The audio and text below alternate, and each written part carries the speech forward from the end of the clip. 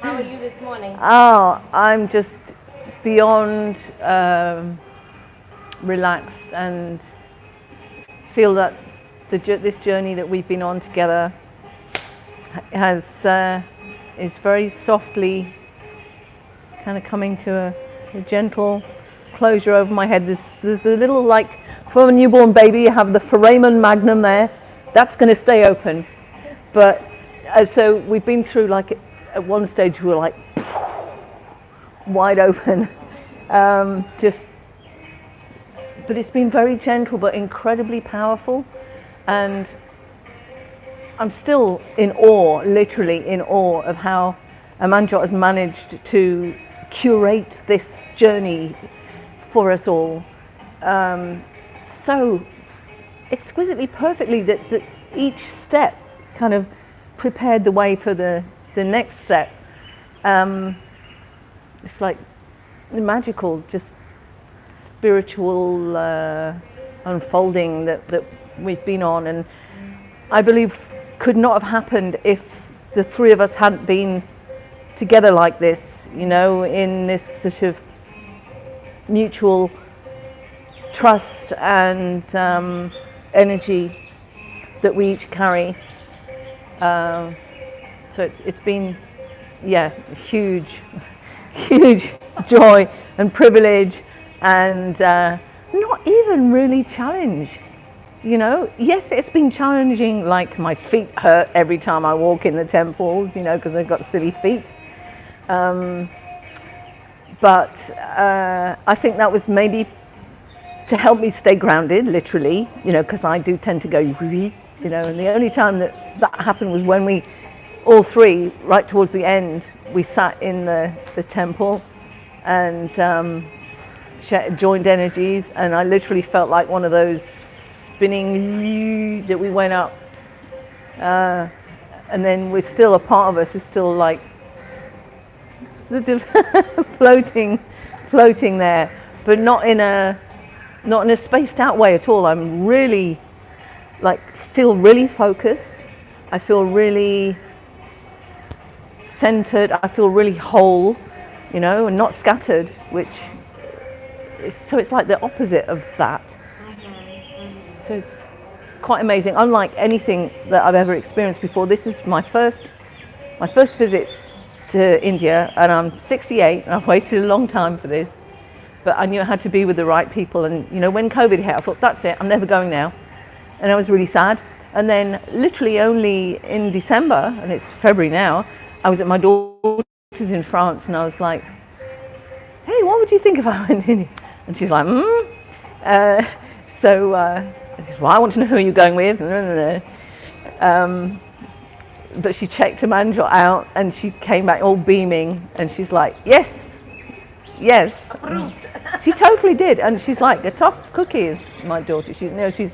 I mean, as far as scrutinizing, like, her discernment of people, she's got that gift. She's not deceived by people, whereas I'm a bit of a, you know, oh, I love and like everybody, and then get, you know, a bit. So yeah, I won't ramble on unless you have any questions for me. I do. Okay. So what did you enjoy the most during the trip? We've spent 12 days Ooh. here. I loved seeing the animals just walking around, and I was so gratified to see that they look healthy and happy.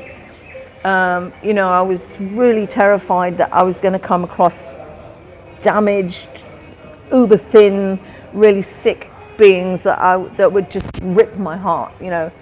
And I didn't. And I thought, you doggies are so much luckier than these people that get dragged around on a lead and not even let off in a park. Some people treat the animals like that, and it's just horrendous. So that was wonderful. And even the donkeys, they're not overloaded, and their feet, I'm a big thing with feet. I was a podiatrist for 30 years and looked after horses' feet when I had them, so I always look at feet. And fabulous feet, like really strong, really good shape, and they're trotting along, no sign of lameness, which some other part, I'm not going to mention any names, but other parts of the world where I've been, I might have ended in jail for being so angry at the way the animals were treated. Not here at all. It's wonderful. And the traffic stops for cows. Yes. The people love cows. They revere cows. Yes. So do I. And it's so wonderful to see them, especially the ones in the temple yesterday. Oh, they were like, they knew who they were. Oh yeah. They knew who they were, and the elephant, they make, both ones we've seen, they make eye contact. They just like look at you and, there's this thing happens. So the animals. Super.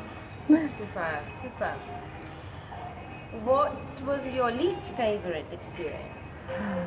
My least favorite experience was standing in the queue at the Golden Temple of Amritsar. I'm sorry to say I wasn't able to keep my spiritual cool, and I was making jokes and being really superficial because it was so hot and my feet hurt, and that was the one time that I was like, ugh. But all the other times I've managed to keep on saying mantras and stay knowing that I was in a holy place, and be respectful of it. But India is so forgiving. It's like you say so sorry to her, or the temple, or the gods, and you get that. You just get a blessing back, like the elephant that we witnessed. He just went over and touched someone in the crowd and gave him a blessing on the head. It's like, whoa, So yeah. Wonderful. Thank you for this, for sharing this. Did you have any preconceived ideas about India? A lot of people had tried to give me preconceived ideas, which I rejected, but they were still there. Once someone said something, like it's dirty or it's this or it's that, dangerous, whatever, it's like sits there somewhere. Yeah. But I hadn't even read the brief that Amanjot had sent. I wanted to meet India like one-to-one without any of that, it's going to be like this, or this place looks like that, because that's other people's opinions, that's other people's experiences. I wanted it to be purely like in the moment exchange of, and that's what it's been. And now I can go home and I can read up about it, and that'll just like add another layer, to the rational mind that needs that. Yeah. But I didn't come here for my rational mind, But did you feel safe in India? I've felt more than safe. I don't feel safe in England. I don't go out at night in England, not because I'm afraid. I'm not afraid. It's just like, you don't do it, It's just not worth it. It's just not worth it. Whereas here, I've not had a single man look at me. I know I'm an older woman now, but I've watched them, and I haven't seen them look at women in that way, that disrespectful, lustful way. And that is balm to my soul, because that has kind of hurt me in the past. So I'm really got radar for that. And I would like jump in, if I saw that happening to a young girl or something, I would like, because that's strong in me.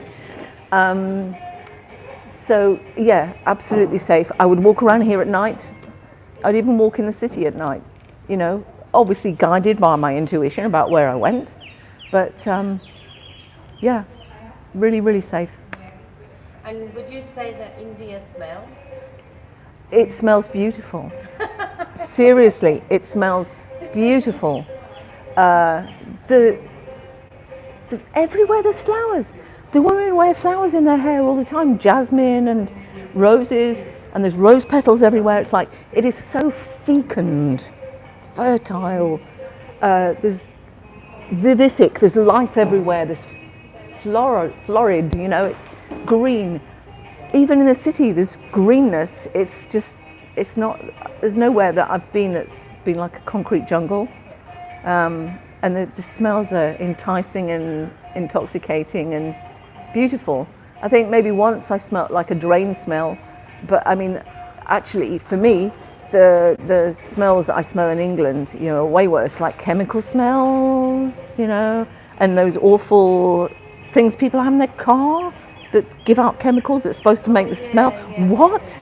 Like, who wants that? That's toxic, you know. So, like, walking barefoot here, you don't feel you're absorbing toxins, whereas in England, they use chemicals to wash, and it's everywhere in the grass, and you know, it's not safe there to do that, but it's safe here because everybody's. And as I said, I look at feet, and I've seen so many beautiful feet. Just these beautiful feet, making contact with Mother Earth and the cycle of beautiful. What are you taking away from this trip? Oh. In short. Being a greedy girl, all of it. But I'm leaving behind some things too.